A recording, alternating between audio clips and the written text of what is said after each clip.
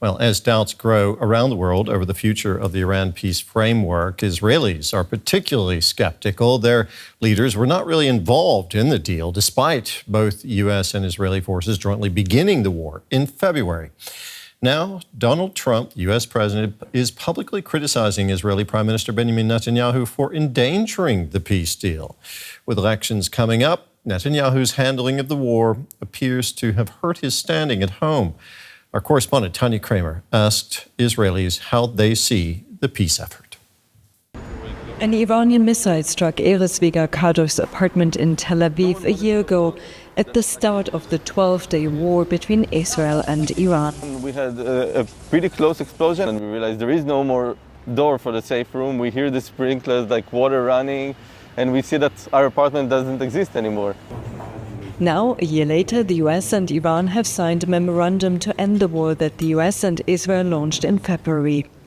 But for many Israelis like Erez, this agreement, which includes a $300 billion fund for post-war reconstruction and for Iran's highly enriched uranium to be diluted under the supervision of the IAEA, falls far short of what they had hoped for. From what I gather, this is not good for us. I mean, to understand that we've been through two waves of war with Iran to eventually having an agreement that doesn't even mean they will not actually have nuclear power. This is not what we signed up for. He's not the only one. While many Israelis supported the war, a lot of criticism is being leveled at Prime Minister Benjamin Netanyahu for not achieving much. And there's a general sense that this agreement will not hold. I just think that everything we went through here for the past few months was all for nothing, and why start something you're going to end this way? This is my opinion. I think it was useless, and I generally don't support anything that happened. I hope this deal will bring us peace and we're all going to live happily ever after, but it's probably not what's going to happen. It's unfinished business, and that the regime wasn't weakened to an extent that the people will have the power to overrule it, and that they still basically present a threat to Israel. So, since I live here. For Benny Sabati, a former Israeli intelligence officer born in Tehran, Iran's concessions are superficial because all of the same people are still in charge. There is no change in the nuclear program, in the missile program, in the terror program, because these are the same people who ran these programs for Iran before taking out Khamenei and some of the figures, and even after that. There is a general sense in Israel that they've been sidelined with this agreement. It certainly hasn't helped most here feel safer. We would like to see the conflict ends, at least in some of the fronts. I mean, with Iran, with Lebanon, it could have ended in a way that there would be an agreement. There would be something that we know that it would be long-lasting. Buying silence or buying a time of quiet is an October 6th mentality. And this is how we look at it as Israelis right now. Well, more on this now. We can talk with Aida Touma-Suleiman. She's an Arab-Israeli journalist and politician. She's been a member of the Knesset for the Hadash party since 2015.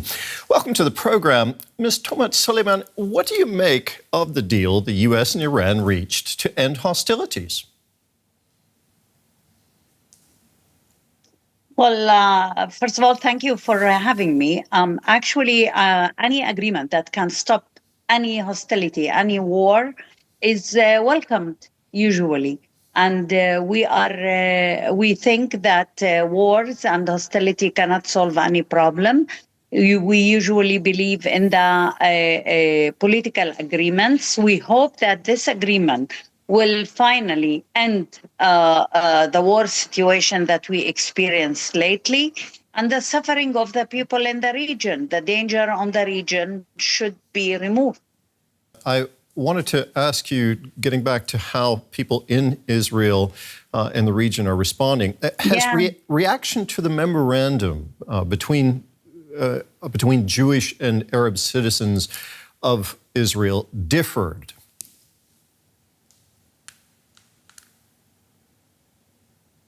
because for my regret, Netanyahu lies about the fact that there is existential danger on Israel, working on the fears, the deep fears of the Israeli Jewish citizens, is bringing to a situation to legitimize any war and to be frustrated when the goals set up are not reached, while the Arabs from the beginning, I have to say, the majority of the Arab citizens understood that such a war will be a disastrous on the people of the region, not only the Israeli citizens, but also the Iranian, the Lebanese, the Palestinians.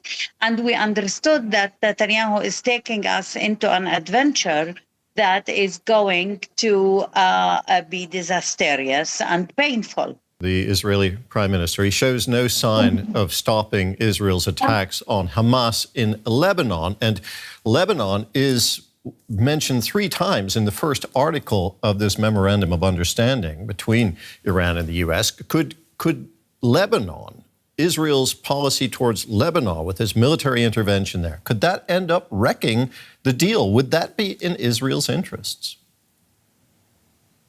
Well, as I understood today, the signing the agreement was postponed because Iran did not approve to sign it while there is still attacks on Hezbollah and on south of Lebanon, because the attacks are not only on the fighters of Hezbollah, the attacks are all over the citizens of Lebanon, of South Lebanon, and there are villages that are ruined totally, which means that without committing itself, Israel, to this agreement, there won't be an agreement. And I think the pressure here has to come from the United States of America, from Trump on Netanyahu. On one hand, we are not seeing this attacks or war is leading to anywhere except destruction, hate, and anger and loss of lives on both sides, mainly in the Lebanese, but also among the Israeli soldiers. And I think it's about time to stop it in order to save lives, but also to enable the memorandum to be signed. The pressure on Netanyahu, as you mentioned, coming from the United States, it is there. Some members of the Israeli cabinet, however, have criticized the Trump administration for striking the deal. That has ruffled feathers in Washington. Here's what Vice President J.D. Vance had to say about that criticism. Mm-hmm. Donald J. Trump is the only head of state in the entire world who is sympathetic to the nation of Israel at this moment in time. And he happens to be the head of state of the world's superpower. If I was in the cabinet of the Israeli government, I might not be attacking the only powerful ally that I have anywhere left in the entire world. So, what do you think? Is J.D. Vance right? Do you agree with that assessment? Well, first of all, I have to say, Annie, I don't see that the connection between the Israeli government and the United States administration is damaged lately, and as if it's the first time that the United States of America is interfering in the decisions made in Israel. This is not the first time. This is the first time there is a conflict of interest, very clear conflict of interest between the two administrations, between the Israeli government and the United States administration. The U.S. administration want an immediate agreement that can open back very clearly Hormuz and get more oil flowing to the world, while the Israeli interest at this point, or Netanyahu, I cannot say Israeli, Netanyahu's government interest is to continue to the war in order to maybe get into a situation he can explain to the Israeli society that he has a victory. So this conflict of interest is the one that is damaging the process. And for the first time, this cabinet, the Israeli fascist cabinet, for my regret, is understanding that they want to neglect everything in the world and just stay on saving themselves and surviving of the government itself. Israel is due to hold an election in the next few months. How is that affecting the actions and the rhetoric of the Israeli government right now? It is, of course, like in any other election all over the world, politicians are, for my regret, affected by the fact that there are elections, especially when they are not doing good and the polls are showing that Netanyahu is losing the power.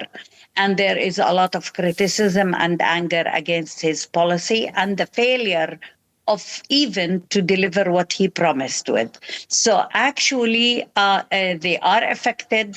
They are rhetorically exaggerating and going further and further. But you have to understand that it is built over the fascist ideology and the ultra right-wing ideology that this government have.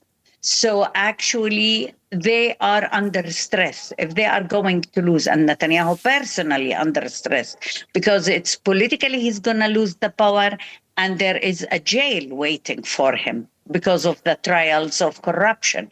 So he needs a victory photo op to bring to the Israeli society, maybe to gain back its trust. And that's why he is in a big conflict of interest with the United States now. Okay, just to be clear, you've described the Israeli government as fascist. They would, I believe, not agree with that, but you're entitled to your opinion. I just want to flag that. How confident are you that a final deal can be negotiated with Iran that will have a stabilizing influence on the region, including Israel?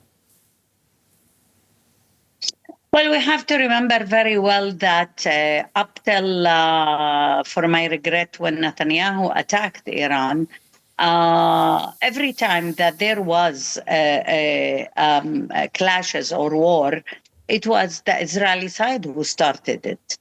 And I'm not saying that we are safe only on the goodwill of the Iranian regime. But I think that we have to understand that there is no other way to have security except political agreements. I mean, war is not going to secure anybody. And we have seen that there are very high militarized powers in the region, including Israel, including Iran, including Hezbollah, that can lead to big catastrophes. And we need to have an agreement that is guaranteed by a superpower or by the Iranians themselves in order to have a secure time. I think everybody understands now that this war can be disastrous on everybody, not only on one side. So we all should have a good interest of having an agreement that brings us to a kind of stability. But you have to, I think that it's very clear that the major problem cannot be ignored in the region. The major problem is the continuance of the Palestinian problem, the continuous occupation. And without resolving this problem, the tension will always exist in the region. So I think it's about time to deal correctly with that issue. What has been signed on the war on Gaza did not guarantee a real solution. It only somehow stopped maybe the heavy bombardments, but it's still, there are bombardments on Gaza. We need a real political solution. That's the only guarantee for security for all. Ms. Touma-Suleiman, thank you very much. That was Aida Touma-Suleiman, Arab-Israeli member of the Israeli Knesset for the opposition Hadash party.